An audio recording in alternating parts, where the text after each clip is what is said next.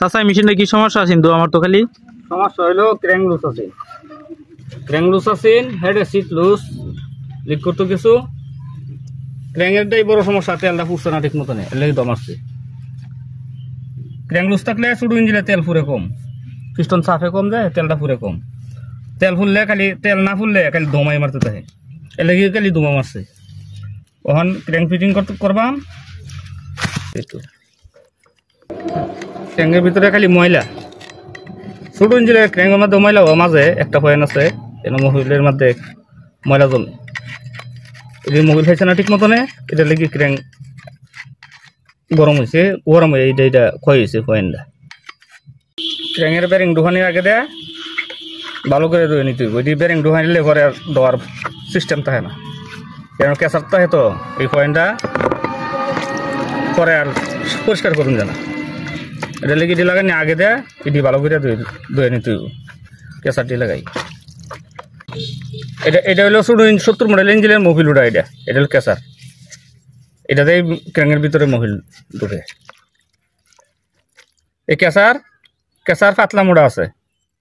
যেটা পাতলা এটা হলো ডায়মন্ড ইঞ্জিনের এই ফানি ছাড়া চলে যেটা আর এই ফানি ট্যাঙ্কি যে ইঞ্জিনের আছে এইটির কেঁচার হইলো মোটা এটার মধ্যে পাতলা দিলে এই বডির মধ্যে এই যে হেয়ার থাকলে মোবিল উঠতো না ক্র্যাঙ্কের মধ্যে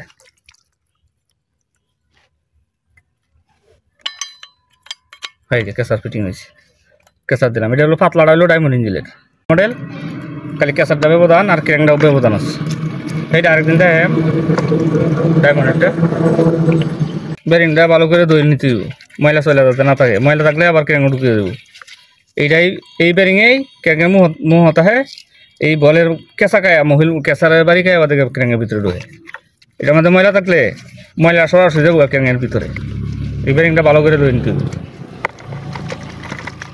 ব্যারিংটা ধুয়ে নিছি এখন এই যে ব্যারিং লাগাইতেছি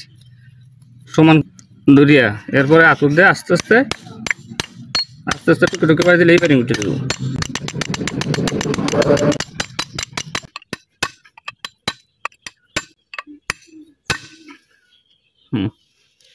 ব্যারিং সবচেয়ে এরপরে ছোটো ফিনি আমরা ধুয়ে লাগাইতেছি ধুইলি আবার